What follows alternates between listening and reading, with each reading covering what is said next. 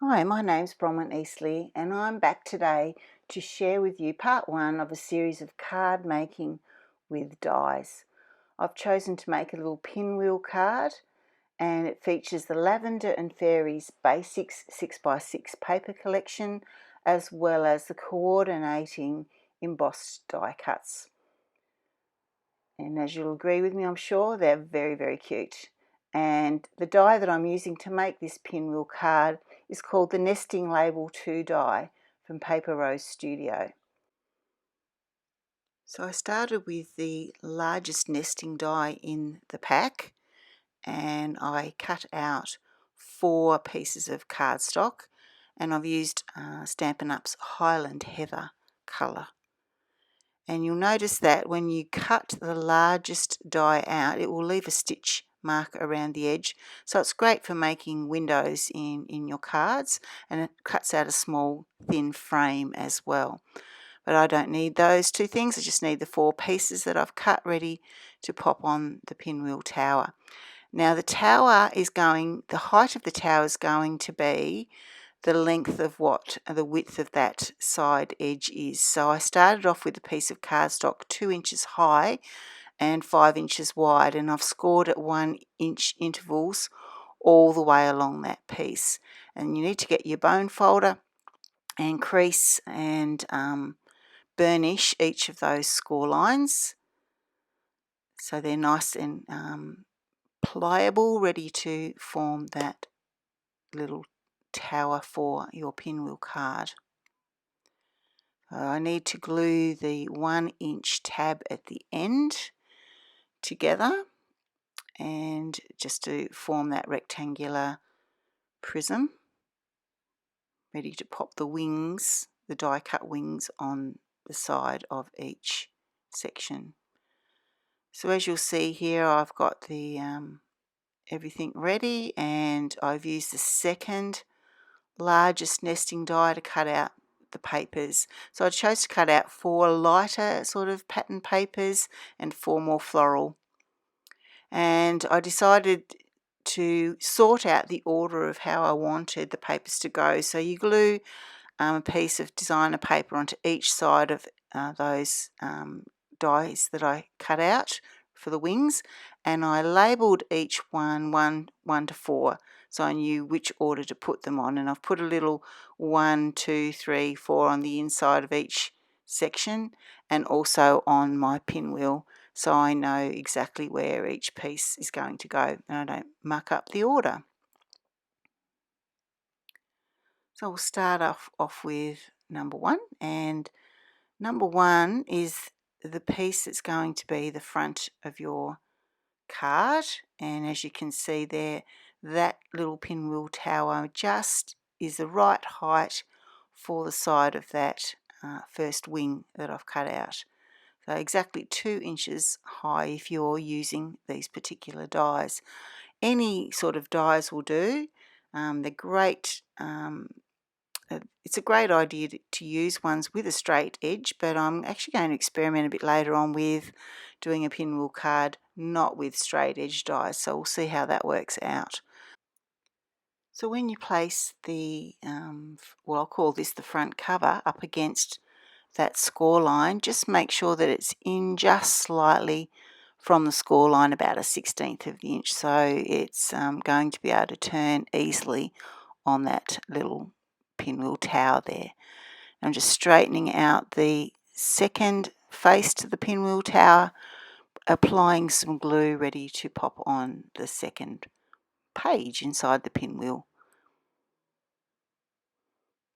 I had my mat down, my vinyl mat, which had lines on it, fortunately, but you can use like any sort of like grid or something just to help you line up those edges nice and straight, so yeah, it sits straight on the surface when you open up your pinwheel tower.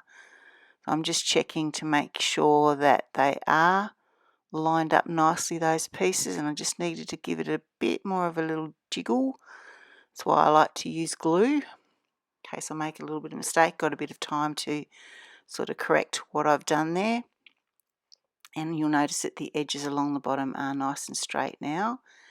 And I was just checking on the other side, and it looks all good to go with the third page. Just apply glue down onto that section. And as I said before, I've labelled that little 3 on that side of the little pinwheel tower, and I've also put a 3 on that side there, just so I know that that's where I wanted that particular pattern piece to go. I actually had all the sort of more bolder florals on the full-sized die cuts, the ones that you're going to see the whole shape of, except for this next piece that I'm going to use, the fourth and largest piece, because when you open up the card and it sits flat inside the envelope on the front cover, I actually wanted the larger florals to be on that particular side, and so that was going to be like a heart, well, the section that you don't see all of, but as you'll see in a minute when I sit it down, I wanted the larger florals to be on the other side instead of the full piece this time, because it looked better.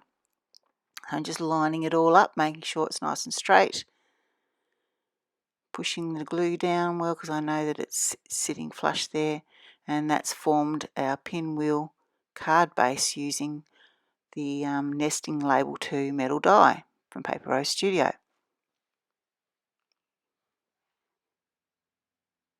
And now I'm just showing you the patterns. As you see, the smaller patterns are on every second page except for that last page there, because as you see when I sit down that front bit, I've got all the larger florals on that side, and that's what it looks like from a bird's eye view. And I chose to use the embossed die cuts from the Lavender and Fairies collection, and I've popped some Stampin' Dimensionals, which are just foam adhesive. Well, they're not dots, I think they're hexagons, and just place them on the die cut for a bit more dimension. And you can see here that it fits easily in a C6 card sized envelope, and it also does fit into a USA size envelope as well. And I've just decided to pop a little butterfly on the left hand side, and I popped a little dragonfly up there, and I'm popping another little butterfly on the second page, second one in that you turn around from the front cover. You can see front cover, larger fairy, butterfly and dragonfly you can see, and then that can be seen on the second page as well. Now when you take the embossed die cuts away from the packaging, you do need to use a craft knife or a small pair of scissors just to cut them out.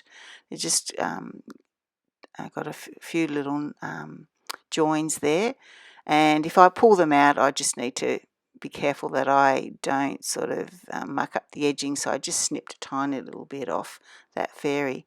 And using Stampin' Dimensionals once again, I've added all the embossed die cuts just to give a bit more dimension, and that's my finished card. Now you'll notice this is the back of the card, and there's plenty of room on that middle section there to write a greeting. So that's all there is to it. It's a nice, quick and easy way to make a 3D interactional card. So here's the finished card, and some written instructions will be available as a free PDF download on my website, and I'll pop a link in the description below for you to access that.